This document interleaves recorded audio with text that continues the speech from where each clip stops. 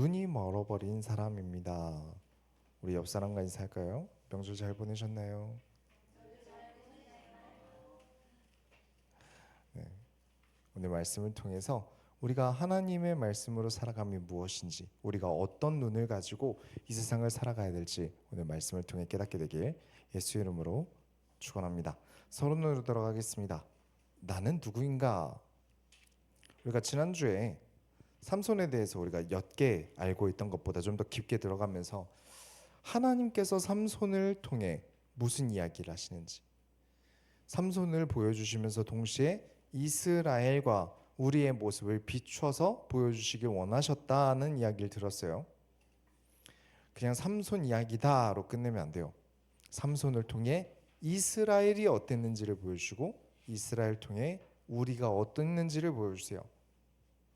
우리가 하나님의 말씀대로 살아가고 도전하는 삶을 멈추지 않고 잘 살아가면 너무 좋겠죠. 근데 안 그런 날들도 있단 말이에요. 넘어지는 날도, 주저앉는 날도, 또 아무리 생각해도 내가 하나님의 뜻보다 내 뜻대로 하고 싶다 하는 시기도 분명히 있어요. 근데 최후의 방어선이 있습니다. 하나님께 부르짖는 것마저 잊어버리면 안 돼요. 내가 다 놓쳐도 내가 최소한 내가 하나님께 부르짖는 것까지는 해야 한다라고 하나님께서 삼손이라는 사람을 들어서 이야기를 하고 계신 거예요. 부르짖는 것마저 잊어버리지 말아라. 부르짖는다면 반드시 너를 구원하러 오겠다라고 말씀을 하셨어요. 이런 엄청난 이야기를 이 삼손이라는 사람 너머에 꼭꼭 숨겨두신 거죠. 이스라엘 백성은 자신이 제사장 나라 하나님의 백성이 되었다는 사실을 잊어버렸어요. 그래서 무슨 말도 안 되는 소리를 했죠? 블레셋 사람이 우리를 다스리는 줄 알지 못하느냐라고 합니다. 아니죠. 하나님께서 우리를 다스린다. 하나님은 우리의 왕이시다. 라고 해야 되는 이스라엘 백성들이 블레셋 사람이 우리를 다스린다 라고 말해버려요. 그와 똑같이 삼손은 자신이 하나님께서 구별하여 세운 나실인이다 라는 사실을 잊어버려요. 삼손이 힘이 센 것이 그냥 내가 힘이 센 거고 내 능력이라고 생각해요. 이스라엘도 삼손도 하나님께서 나를 다스리심을, 나를 살게 하심을 잊고 살아요. 그냥 그게 내 능력이라 된 줄 알고요. 내 몸이라 된 줄 알아요. 그렇게 나시린이라는 정체성을 잃어버리니까 나시린인데 포도 먹으면 안 되거든요. 포도원에 들어가서 포도를 먹고, 시체 가까이 하면 안 되거든요. 시체에게 가서 꿀을 떼어서 먹어요.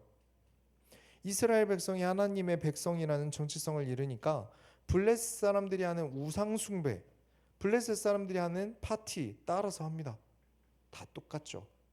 그래서 우리가 뭐 하는 사람인지 잊어버리면 안 됩니다. 내가 누구인지 정의되어 있지 않으니까 흔들리는 거예요. 그럼 우리는 무엇이죠? 우리의 가장 기본은 성도입니다. 우리는 예배 드리는 사람이요. 우리가 주일 예배를 간과하면 안 됩니다. 교회 와서 뭐 노래 좀 부르고 설교 좀 듣고 가면 된다라고 생각할 수 있는데, 사실 일주일 중에 우리에게 일어나는 가장 큰 사건이에요. 왕이신 하나님을 당연히 매일 매주 만나지만 가장 노골적으로 우리가 하나님을 찾는 기초가 되는 시간이에요. 왕을 만나는 시간이 어떻게 가벼울 수 있겠어요? 우리의 정체성의 시작은 하나님께 영광을 돌리는 예배에서부터 시작합니다. 그 예배가 우리의 삶까지 이어지는 거예요. 그렇지 않으니까 많은 사람들이 교회를 왜 다녔는지를 잊어버려요. 왜 다니지? 무엇 때문에 가는 거지? 모르고 다녀요. 그냥 모르고 계속 타성애해서 다니면 계속 다니는데 왜 다니지? 라는 생각이 드니까 안 다녀요. 이유를 모르겠거든요. 그래서 삼손과 이스라엘처럼 누가 나를 다스리고 있는지 잊어버리는 거예요. 사명이란 게 무엇입니까? 저는 목회자로 부르심을 받았어요. 이게 제 사명인 거죠. 사명이라는 것은요, 하나님께서 시키신 거예요. 그렇죠? 그러면 사명은 돈 줘야 하는 일입니까? 아니죠. 하나님의 명령이잖아요.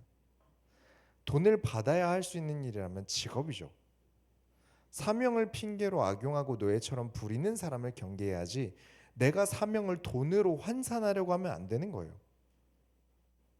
모든 성도는 기본적으로 올바르게 하나님께 제사를 드리는 예배라는 기본의 사명이 있는 거예요. 모든 하나님의 자녀는 예배라는 기본 사명이 있는 겁니다. 사람이 영광 받는 우상 숭배 예배인가?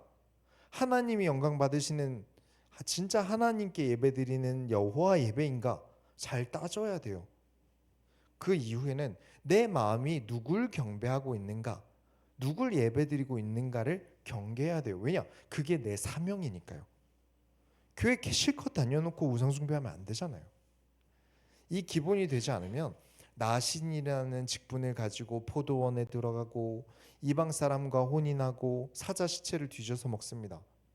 이 기본이 되지 않으면 목사든 장로든 권사든 집사든 교사든 사역자든 뭐 크리스찬이라고 아무리 뭐 SNS에 갖다 붙여도 무슨 직분을 가지고 있어도 삼손과 행동이 다를 바 없어져요. 사명은 돈 때문에 하는 일도 아니고요. 인기나 욕망을 위해 하는 일도 아니고 하나님께서 나를 부르셔서 하는 일이요. 그 중에 가장 기본이 예배입니다. 그래서 예배를 못 드리는 일들이 우리에게 종종 있어요. 얼마든지 이해합니다.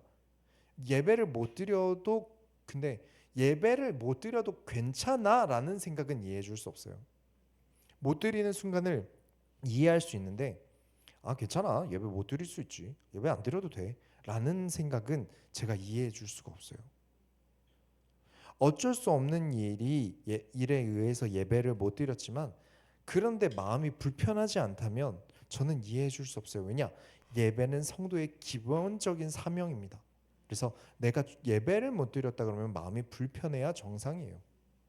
왜 이 기본을 지켜야 할까요? 내 정체성이 흔들리거든요. 일주일 중에 단 하루 주일마저도 못 나오면 13일을 예배 없이 살게 돼요. 13일이면 나시리님을 잊어버리기에 예배자임을 잊어버리기에 충분합니다. 하나님께 영광 돌리는 예배자임을 먼저 나에게서 이끌어내야 됩니다. 그래서 오늘 말씀을 통해서 우리가 삼손 이야기를 보면서 내가 내 정체성을 잃어버리는 것이 얼마나 무서운 것인지, 내가 마지막 하나 남은 것마저도 버리는 게 어떻게 되는 것인지 깨닫게 되길 예수 이름으로 축원합니다. 본론으로 돌아가겠습니다. 마지막 하나. 자, 16장 1절 보시면 삼손이 가사라는 블레셋 지역의 기생집에서 놉니다. 기생집이라고 번역을 해두었지만 예전에 라합과 같이 성매매를 하는 곳으로 원본으로 보고 있어요. 하나님께 한번 부르짖어서 구원받았지만 그때뿐이에요. 이 역시도 이스라엘의 모습을 보여줍니다. 구원받으면 그때뿐, 하나님이 건져주시면 그때뿐, 은혜 받으면 그날뿐, 또 시간이 지나면 하고 싶던 대로, 놀고 싶던 대로 놀아요. 근데 마침 블레셋의 한가운데로 지금 삼손이 뚜벅뚜벅 걸어와요. 그러고선 기생집에 들어가요. 블레셋 입장에서 어떻죠? 기회잖아요. 이거 잡아야 돼요. 그래서 군인들이 몰래 매복하고 있었어요. 그걸 삼손이란 사람이 모를까요? 블레셋 사람들이 삼손 죽이려고 이를 벅벅 깔고 있는 걸 삼손이 모를 리가 없죠. 지난주에 우리가 보았잖아요. 삼손이 얼마나 블레셋에 들어가서 미친 짓들을 했는지.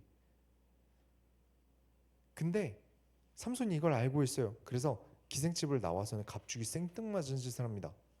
그 블레셋 성을 지키기 위한 성이 있을 거잖아요. 근데 그 성의 성문을 뜯어가 버립니다. 관련 자료를 찾아보니까 그 프랑스 성경 사파가 있어서 사진 보여드리면 대강 이랬을 것이다라는 추측이에요. 성벽은 방어 기지잖아요. 전장 영화 보면 성문이 뚫렸다라고 소리 지르는 장면 나오죠. 이 성문으로 적들이 들어온다는 게 엄청 큰 일인 거예요. 근데 성문이 뚫렸다가 아니라 성문이 없어졌다예요. 이건 자 이제 블레셋은 그 뚫기 정말 쉬우니까 누구나 쳐들어오라고 홍보하는 것과 다름없어요. 삼손이 성문을 뜯어가면서 니들 나 잡으러 오면 다 뜯어버린다라고 협박용 퍼포먼스를 한 거예요. 우리가 지난주에 본 사사기 15장에서 삼손이 나귀 턱뼈를 가지고, 그죠? 말 나귀 턱뼈를 가지고 블레셋 사람 1,000명을 죽였단 말이에요. 혼자서. 근데 이게 어떤 의미냐면 당시 블레셋은 해양 세력이라서 철기 문명에 도달했어요. 근데 이스라엘은 청동기예요. 문명이 한참 떨어져요. 블레셋은 이미 철기 문명에 도달했고 이스라엘은 청동기 문명이에요. 그러니까 무기의 강도나 기술력이 엄청나게 차이 나요. 그런데 삼손이 청동기로도 못 이기는 블레셋을 철도 아니고 뼈로 이긴 거예요. 그냥 굴러다니는 뼈 들고 이긴 거예요. 그러니까 블레셋은 누구도 이제 삼손한테 어떻게 할 방법이 없는 거예요. 군대를 이끌고 간다는데 무조건 진다. 삼손 못 이긴다. 무력으로는 이길 수 없는 존재라는 게 이제 블레셋 사람들한테 이제 확실히 강인이 된 거죠. 근데 마침 이 블레셋에 늘 놀러 가서 사고 치는 이 삼손에게 이상 증세가 발생합니다. 16장 4절부터 5절 보면 이후에 삼손이 소랫골짜기에 들릴라라는 이름하는 여인을 사랑하매 블레셋 사람의 방백들이 그 여인에게로 올라가서 그에게 이르되 삼손을 꾀어서 무엇으로 말미암아 그 큰 힘이 생기는지 그리고 우리가 어떻게 하면 능히 그를 결박하여 굴복하게 할 수 있을지 알아보라. 그리하면 우리가 각각 은 1,100개씩을 너에게 주리라니. 삼손이 사랑에 빠졌대요. 근데 얼마나 대단한 여성인지 모르겠는데 이 블레셋의 들릴라라는 여성에게 빠졌어요. 이게 소문이 나니까 이제 블레셋 사람들이 이 들릴라라는 사람에게 가서 이제 삼손 약점 켜와라. 그러면 우리가 은을 1,100개씩 주겠다. 자, 이게 감이 잘 안 오시죠? 계산을 해봅시다. 은 1,100개인데 방백은 5방백이에요. 다스리는 방백은 5이에요. 그러니까 총 5,500개예요. 5,500개의 은을 주겠다. 근데 은 10개가 서민 연봉이에요. 월급이 아니라 연봉이에요. 그러면 5,500개면 한 사람이 한 푼도 안 쓰고 550년 동안 모아야 돼요. 그죠? 우리나라에서 지금으로 생각해 보면 275억 정도 될 것 같아요. 근데 또 물량으로 따지면 또 은거래소 계산을 해보니까 한 2억 3천 정도 되는데 아무튼 지금 당시의 은 가치보다 엄청 그 당시의 은 가치가 높았던 거죠. 아무튼 당시의 화폐 기준으로 하면 삼손은 이 삼손 하나만 잡을 수 있게 해주면 재벌이 될 수 있는 재벌 정도 가까이 될 수 있는 금액을 이제 들릴라한테 제시를 한 거예요. 자, 팔자 펴야죠. 무조건 성공해야 돼요. 그래서 삼손에게 물어봅니다. 뭘 해야 당신이 힘을 쓸 수 없게 할 수 있죠? 그래서 삼손이 말도 안 되는 거짓말을 합니다. 활 당기는 줄 있잖아요. 활 당기는 줄. 그 줄 7개로 자신을 묶으면 힘을 못 쓴다고 이제 삼손이 이제 말을 해줬어요. 그래서 들릴라가 한번 시뮬레이션 해볼까 자기야? 지금 줄로 묶어볼게 하고 묶은 다음에 블레셋 군인이 나타났다라고 들릴라가 연기하니까 삼손이 그 줄을 다 끊어버렸어요. 이게 약간 서로 그냥 커플끼리 장난치는 느낌으로 넘어가니까 삼손도 그냥 대꾸를 안 해주긴 했는데 이후에 들릴라가 막 서운한 티를 내면서 어떻게 나한테 거짓말할 수 있어? 어떻게 나한테 그럴 수 있어? 네가 나빠. 사랑한다며 이러면서 진짜를 말해달래요.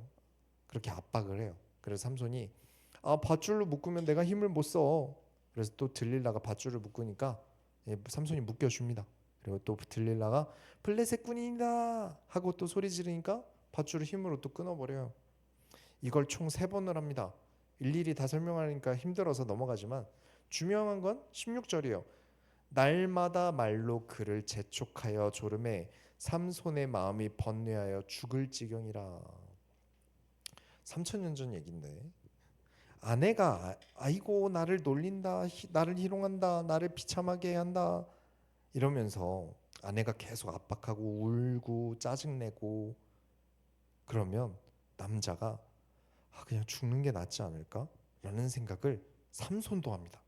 3,000년 전에 삼손도 합니다. 3,000년도 더 이전 남자도 그런 생각을 해요. 그냥 죽는 게 마음이 편하지 않을까? 그러니까 너무 아내분들이 남자친구나 남편을 긁으면 남자가 진짜 죽을 수도 있어요. 가능한 일이에요. 우리가 옆에서 이 글을 읽으면 아마 드는 생각이, 이 정도로 삼손이 들릴라가 자기를 속여서 자기를 죽이려고 한다는 걸 눈치채야 되잖아요. 자꾸 내약 좀 물어본단 말이에요. 이 정도면 혹시 라는 생각을 해야 되는데 그게 쉽지 않은 게, 들릴라가 계속 네가 나를 사랑한다면서 어떻게 나한테 이럴 수 있어? 너는 나쁜 사람이야. 너는 진짜 죽일 놈이야. 이걸 날마다 몇 달이고 몇 년이고 계속 듣다 보면 이제 가스라이팅을 당해요. 내가 진짜 잘못한 거구나. 내가 죽일 놈이구나. 근데 진짜 면밀히 따져보면 아내 쪽도 만만치 않게 잘못해놓고 늘 애교로 넘어가거나, 아니면 네가 나한테 잘했으면 내가 이렇게 하겠어 라고 따지면 무마하거든요. 지금 이 상황이 똑같아요. 들릴라가, 아내가 나는 나쁘지 않아, 나는 불쌍한 사람이야, 저기 저 거짓말하는 삼손이 나쁜 인간이야, 삼손은 쓰레기야 라고 계속 주입을 하거든요. 그 전형적인 가스라이팅이죠. 이 정서적인 압박은 무섭습니다. 무서운 거예요. 정말 무서운 힘을 가졌어요. 우리가 그 이전에 사사 입다 이야기를 할 때 말씀을 드렸죠. 입이라는 것은 가장 에너지가 안 드는 신체예요. 우리 팔, 다리 쓰면 힘들잖아요. 계속 쓰면 힘들잖아요. 하루 종일 쓴다고 생각해 보세요. 얼마나 힘들겠어요. 근데 말은 하루 종일 해도 안 힘들잖아요. 그렇죠? 그런데 말의 위력은 팔다리가 강한 삼손마저도 무너뜨립니다. 그만큼 말이라는 건 파급력이 큰 부위예요. 삼손은 계속 정서적인 압박을 못 이기고 맙니다. 그래서 들릴라가 무너뜨린 것도 있지만 우리가 여기서 생각해야 되는 것은 우리의 정체성이 어떠한가를 생각해야 돼요. 삼손이 왜 말에 휘둘렸을까요? 들릴라가 가스라이팅을 잘해서 맞습니다. 근데 그 이전에 삼손이 그 말에 휘둘릴 정신 상태였던 거죠. 삼손의 몸이 단단하니까 외부의 그 어떤 공격도 이길 수 있지만 마음이 단단하지 않은 거예요. 자기 감정대로. 마음이 단단하지 않으니까 자기 감정대로 하고 싶은 대로 그렇게 움직이는 약한 정신 상태를 가졌으니까 정신은 쉽게 함락되는 거예요. 몸은 블레셋을 멸망시킬 수 있을 정도로 강하지만 정체성이 약하니까 마음은 들릴라 한 명한테도 무너져요. 여러분, 재능을 감당할 성품이 있어야 됩니다. 큰 힘에는 큰 책임이 따릅니다. 그 힘을 들고 있을 정신이 있어야 돼요. 돈이 많아도, 돈이 진짜 많은 사람들도 보면 돈을 들고 있을 마음의 힘이 없을 때 돈 무게에 찍어 눌리더라고요. 직분이 아무리 높아도 직분을 감당할 마음이 없다면 찍어 눌려요. 삼손은 큰 힘을 가지고 있지만 자신의 힘을 사용하는 기준이 없어요. 내가 힘을 어디다 써야 된다라는 기준이 없어요. 내 정체성과 내 사명에 맞게 내 힘을 쓰겠다가 없어요. 그냥 나는 힘이 세니까 내 마음대로 할 거야. 이스라엘을 구원하라는 사사로서의 공적인 역할이 있었는데 삼손은 모든 선택을 자기 사적인 욕망을 위해서 시작합니다. 딥나의 여인이라든가 가사의 기생이라든가 들릴라라든가 늘 이방 여인의 외모에 먼저 마음을 뺏겨요. 하나님께서 그러라고 주신 재능이 아니잖아요. 그래서 무서운 마음가짐이 있어요. 우리가 기도원 때도 이야기를 해드렸던 거예요. 그게 뭐냐면 이 정도는 괜찮겠지. 이게 무서운 거예요. 우리는 하나님께 질문해야 됩니다. 내가 아무리 할 수 있어도, 내 능력이 가능해도, 내가 돈이 있어도 선택은 하나님께 먼저 질문한다가 우선이어야 돼요. 내 능력 아닙니다. 내 돈 아니에요. 하나님의 것이지 내 것은 없는 거예요. 그래서 어떤 선택이든 하나님께 질문해야 됩니다. 그런데 자꾸 이 정도는 괜찮겠지? 이 정도는 괜찮겠지? 포도주 먹어도 괜찮겠지? 뭐 시체 좀 가까이 해도 괜찮겠지? 삼손이 사사로서 자기 정체성을 확실히 안다면 모든 백성들을 모으고 나 사사인 삼손이 나귀 뼈로 1000명의 블레셋 군대를 죽였다. 그러니 우리가 다 함께 블레셋을 몰아내자 라고 해야 맞잖아요. 근데 왜 삼손은 그렇게 전쟁을 하지 않죠? 왜 이스라엘을 해방시켜주지 않죠? 이스라엘이 압제를 당하든 고난을 당하든 힘들든 관심 없거든요. 나는 블레셋 여자들 만나느라 바빠. 술 마시러 다니느라 바빠. 라면서 자신에게 주어진 사명을 신경 쓰지 않아요. 효율적이고 효과적이고 합리적이고 자기주관적이고 취향이고 오만 가지 나에게 좋을 대로 합니다. 그래서 서론에서 말씀드렸죠. 기본적인 사명조차 지키지 못한다면 내가 하나님과 동행한다고 말할 수 없는 거예요. 설마 내가 당하겠어? 내 힘이면 무슨 일이 생겨도 빠져나올 수 있어. 라면서 자신의 재능을 과신하고 하나님의 뜻을 위해 사용하지 않아요. 그렇게 작은 타협과 교만이 쌓이고 쌓여서 결국에는 영적인 감각을 마비시켜 버렸어요. 평화가 길면 어떻게 된다?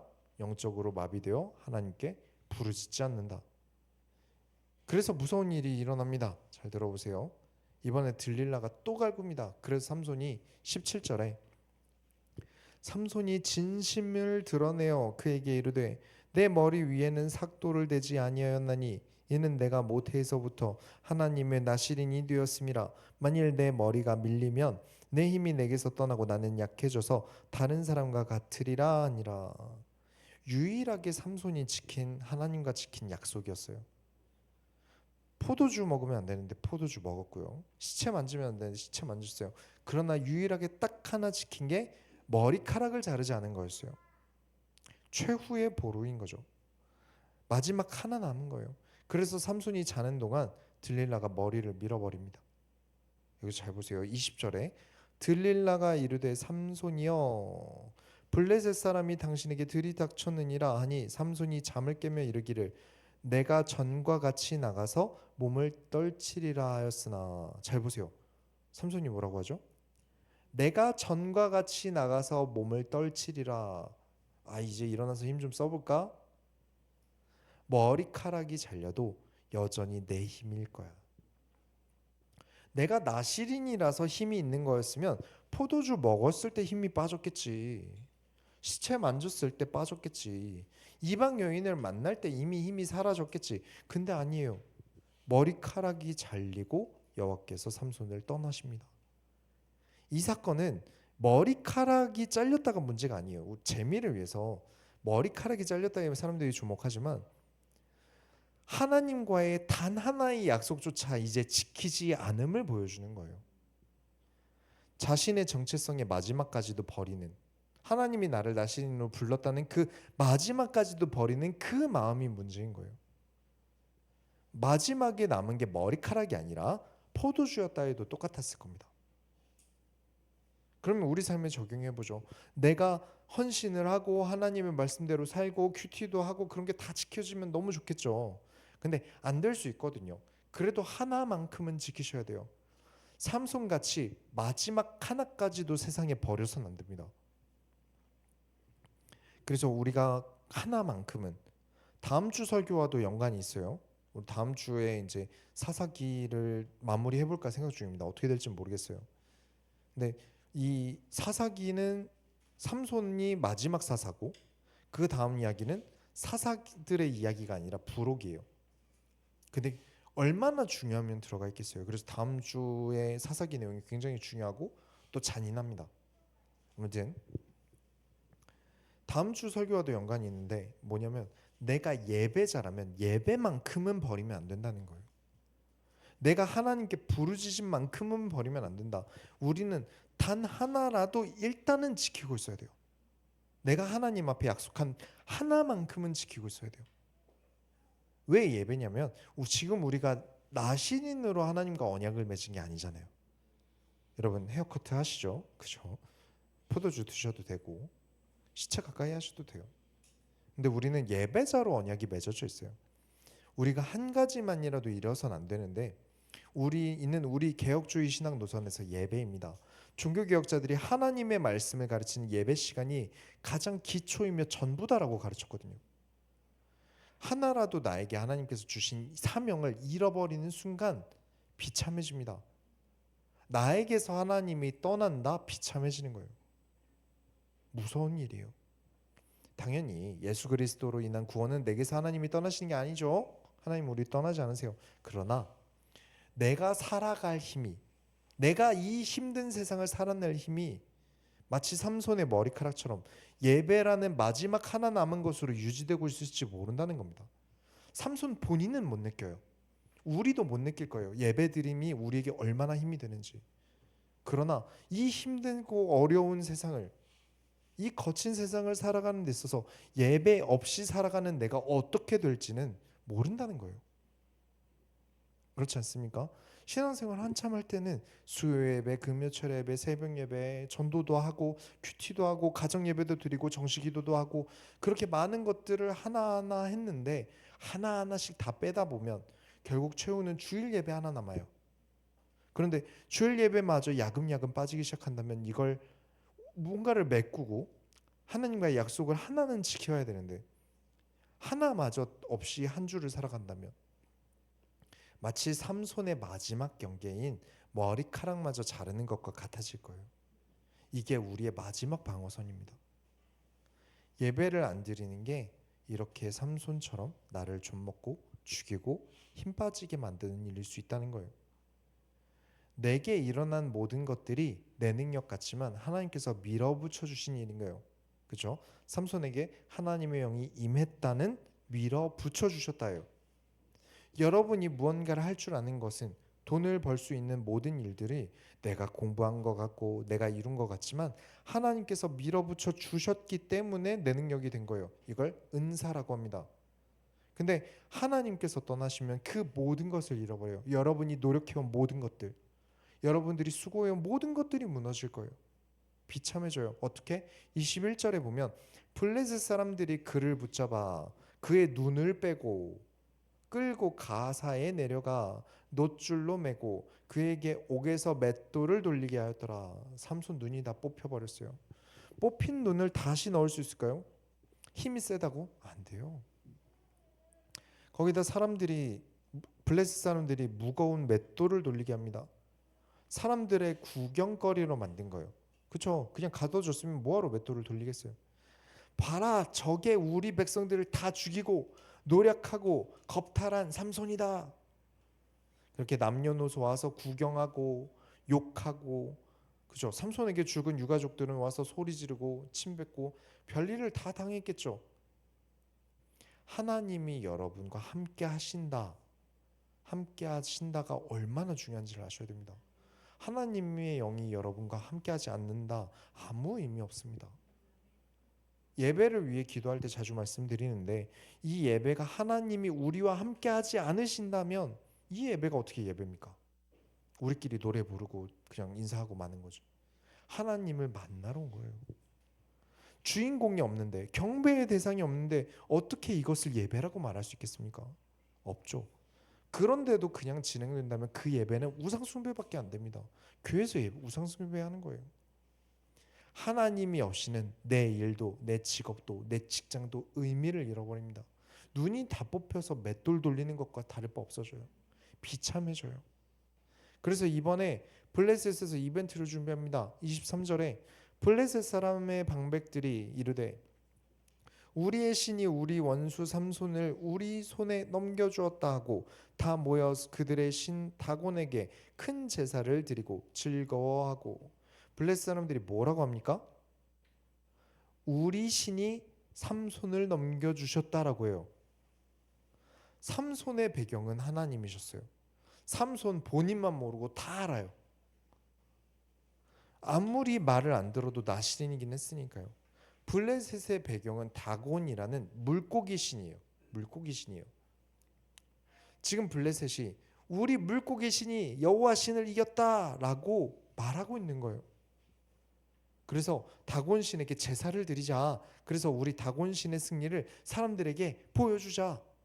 그리고 축제가 막 달아올랐을 때 25절에 그들의 마음이 즐거울 때에 이르되 삼손을 불러다가 우리를 위하여 제주를 부리게 하자 하고 옥에서 삼손을 불러내매 삼손이 그들을 위하여 제주를 부리니라. 그들이 삼손을 두 기둥 사위에 세웠더니 제주를 뭘 부렸을까요? 이 원어를 보니까 수치스럽게 하다 하더라고요. 수치스러울 일들을 시켰다. 뭐 떨어진 음식을 먹으라고 했다던가 뭐 발가벗고 춤을 추라고 했다던가 수치스러운 일들을 시켰겠죠. 근데 이 당시 머리카락이 조금 다시 자라면서 삼손이 자기 힘이 돌아왔다는 것을 느낀 것으로 보여요. 힘이 돌아왔지만 앞이 보이지 않으니까 할 수 있는 게 없어요. 그런 상황에서 비참한 재롱을 부리고 있어요. 그때 자기를 데리고 인소라는 소년에게 내가 지금 서 있기 힘드니까 건물을 버티고 있는 기둥으로 나를 좀 옮겨달라고 부탁을 합니다. 그리고 이제 기둥을 붙잡고 삼손이 마지막으로 기도해요. 마지막 하나 남은 일을 합니다. 28절에 삼손이 여호와께 부르짖어 이르되 주 여호와여 구하옵나니 나를 생각하옵소서. 하나님이여 구하옵나니 이번만 나를 강하게 하사 나의 두 눈을 뺀 블레셋 사람에게 원수를 단번에 갚게 하옵소서 하고 내가 아무것도 할 수 없을 때 또다시 삼손이 뭐라죠? 부르짖습니다. 그러니까 늦기 전에 하셔야 돼요. 항상 마지막에 삼손이 부르짖습니다. 그렇지만 하나님께서는 약속하셨죠? 부르짖을 때 달려오시기로. 그래서 하나님은 그 부르짖음을 외면하지 않으십니다. 30절에 삼손이 이르되 블레셋 사람과 함께 죽기를 원하노라 하고 힘을 다하여 몸을 굽히매 그 집이 곧 무너져 그 안에 있는 모든 방백들과 온 백성에게 덮이니 삼손이 죽을 때에 죽인 자가 살았을 때에 죽인 자보다 더욱 많았더라. 삼손이 블레셋 사람을 많이 죽였다라고 보통 읽게 되지만 좀 더 제대로 읽어볼게요. 이 상황은 삼손이 원수 갚은 장면이 아니라 신들의 전쟁이죠. 여호와를 다곤 신이 이겼다라고 하는 기념 예배예요. 여호와를 이겼다. 우리 다곤 신이. 블레셋 사람들과 삼손 이야기가 아니라 우상 숭배자들이 우리의 하나님 여호와를 능멸하는 것을 보고 있어요. 그래서 여호와께서 그들을 처단하신 사건이에요. 삼손이 존재하는 사명이 블레셋에게서 이스라엘을 구원하는 데 있었어요. 그리고 하나님은 자신의 뜻을 이루십니다. 그러나 여호와께서 이런 능멸을 당하는 데 있어서 삼손이 큰 몫을 한 거죠. 내 뜻대로 하다가, 내가 원하는 대로 하다가. 삼손은 이렇게 비참하게 뜻을 이룰 수 없었어요. 단 하나가 문제입니다. 하나님께 질문하지 않는 것, 하나님께 부르짖지 않는 것. 하나님께 질문하면 사사로서의 일을 했어야 되는데 블레셋 가서 놀다가 잡혀서 여호와가 망신을 당했어요. 근데 질문을 안 해요. 왜냐? 사명감이 없거든요. 이게 나의 사명이어야 질문을 하죠. 내 사명 아니거든요. 나 신인으로 살 생각이 전혀 없는데 뭐하러 하나님께 질문합니까? 크리스찬답게 살아갈 생각은 없고 내 뜻을 이루고 싶어서 교회를 다니는데 뭐하러 하나님께 질문을 합니까? 사명이 없는 사람은 기도를 내 뜻을 위해서 합니다. 기도의 순서가 항상 내 뜻이 먼저가 돼요. 근데 사명을 이루어야 하는 책임을 가진 사람은 사명을 이루기 위해서 하나님께 질문합니다. 하나님 나라의 일을 하는 사람이기 때문에 당연히 명령권자에게 질문을 하는 거예요. 명령권자의 뜻을, 의도를 파악하고 일을 해야 되니까요. 그러나 하나님 나라의 일 같은 건 관심 없고 나 즐기고 가지고 싶은 거 가져야 하는 삼손 같은 사람에게는 하나님께 질문할 이유가 없어요. 그러나 하나님은 끝까지 승리하십니다. 삼손은 블레셋에게서 승리했어요. 그러나 신앙인으로서 이것이 승리일까요? 우리 결론을 내립시다. 최후의 방어선을 여러분 기억하셔야 됩니다. 삼손 이름 뜻 아십니까? 삼손의 이름 뜻은 태양입니다. 태양의 사람, 작은 태양, 태양 이런 의미를 가지고 있어요. 이 세상에 태양보다 밝은 게 있습니까? 없죠. 그런데 그 태양같이 빛나야 하는 재능을 가져놓고 그 재능을 하나님을 위해 사용하지 않으니까 어두움이 되었어요. 눈이 멀었다는 것, 아무것도 보이지 않는, 한 치 앞도 볼 수 없는 어두움밖에 없는 사람이 되었어요. 이미 눈이 멀었던 거예요. 여자의 눈이 멀고 순의 눈이 멀고 포도의 눈이 멀고 단 것의 눈이 멀어서 시체를 뒤지고, 그렇게 우리 주변에는 우리의 사명을 가리게 하는, 눈을 멀게 하는 것들이 가득합니다. 우리 주변에는 우리를 유혹하는 것들이 가득해요. 그 유혹들은 눈을 멀게 합니다. 그렇다고 이런 유혹들 없이 살 수 있나요? 교회만 박혀서 살면 아무 문제 없을까요? 교회만 있으면, 세상에 안 나가서 그런 유혹도 없는 무해한 교회에서만 살면 아무 문제 없을까요? 그건 개신교인이 아닙니다. 유혹에도 흔들리지 않는 믿음을 가지게 하는 것이 개신교 정신, 프로테스탄트 정신이에요. 종교개혁 정신이에요. 유혹을 피해서 교회로 도망치는 사람이 개신교인이 아닙니다. 세상이 우리의 수도원이다. 우리는 믿음을 굳세게 강하게 단련하는 것이다. 그렇게 하지 않으면 유혹들에 우리 마음이 눈이 멀어버리는 것처럼 진짜로 육신의 눈마저 멀어버리는 날이 올 거예요. 그리고 삼손처럼 남 탓을 하겠죠. 세상이 문제야, 니들이 문제야 라면서 본인의 잘못은 생각 못할 거예요. 눈이 멀었거든요. 이 눈이 멀게 된 가장 큰 이유는 무엇이죠? 내가 내 인생의 주인공이라고 믿기 때문이에요. 인생의 목적이 하나님의 사명이 아니라 내 뜻에 있기 때문에, 내 즐거움에 있기 때문에, 내 안위에 있기 때문이에요. 그게 문제였던 거예요. 하지만 삼손이 마지막 순간에 진정한 왕이신 하나님을 인정하고 하나님께 모든 것을 맡기고 자신의 인생을 마무리합니다. 내 눈이 보이지 않잖아요. 기둥을 무너뜨려도 사람들 안 죽으면 어떡해요? 믿었던 거죠. 알고 봤더니 그 기둥이 뭐 메인이 되는 건물의 메인 기둥이 아니었으면 어떡할 거예요? 아무것도 안 무너질 텐데요. 눈이 보이지 않는다는 건 불확실하다는 거죠. 그러나 그 불확실함에도 하나님께 베팅하고, 왜냐? 힘이 돌아왔잖아요. 하나님이 나에게 다시 오셨구나. 그리고 기둥을 무너뜨립니다.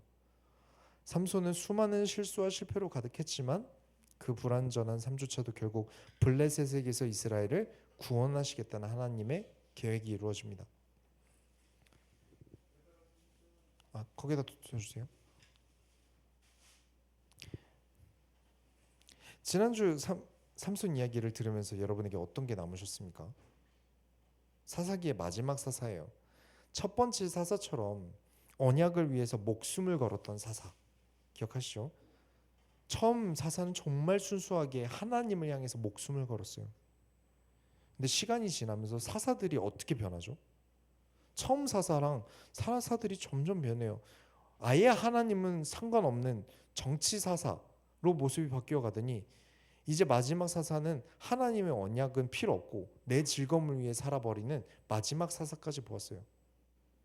그렇지만 단 한 가지, 삼손은 부르짖습니다.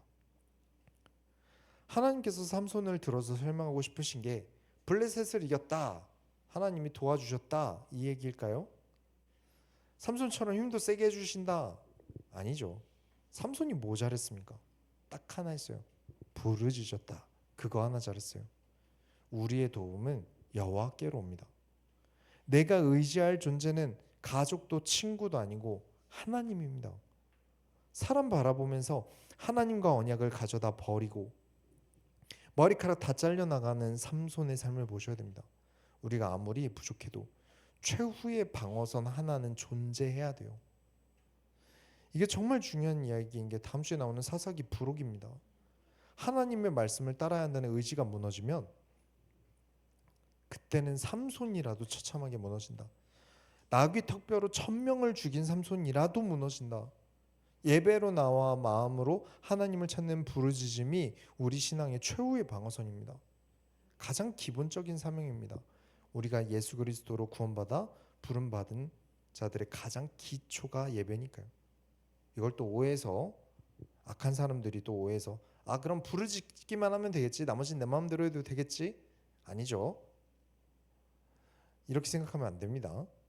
이 이야기는 우리가 하도 안 될 때, 우리가 무너질 대로 무너져 갈 때 최후의 방어선만큼은 우리가 어떻게든 사수해야 한다는 걸 설명하고 있는 거예요. 잊지 마세요. 일주일 중에 단 하루도 신앙과 아무 상관없이 살았다면 그건 간과할 문제가 아닙니다. 눈이 멀어버리는 문제예요. 그런 삶이 길어지고 1년이 지고 2년이 지난다면 우상 숭배자들이 여러분을 깎아내리고 하나님을 깎아내릴 겁니다. 우상의 승리라면서 축하 파티를 벌릴 거예요. 물론 하나님께서 패배하실 일이 없습니다만 문제는 우리가 패배합니다. 우리가 이 땅에서 선수로서 승리자의 관을 위해 달리고 있다는 사실을 잊지 마시고 신앙을 지켜나가길 예수 이름으로 축원합니다. 우리가 하나님의 소원을 이뤄드립시다. 하나님, 삼손과 같이 우리의 능력과 욕망에 눈이 멀어서 나를 다스리는 하나님을 잊고 살지 않도록 하여 주옵소서. 수많은 유혹 속에서도 우리가 정체성을 굳게 지키고 우리가 무너져가는 순간에도 우리가 최후의 방어선인 예배와 하나님께 부르짖는 것만큼은 놓지 않도록 인도하여 주옵소서. 예수 그리스도의 이름으로 기도드렸습니다.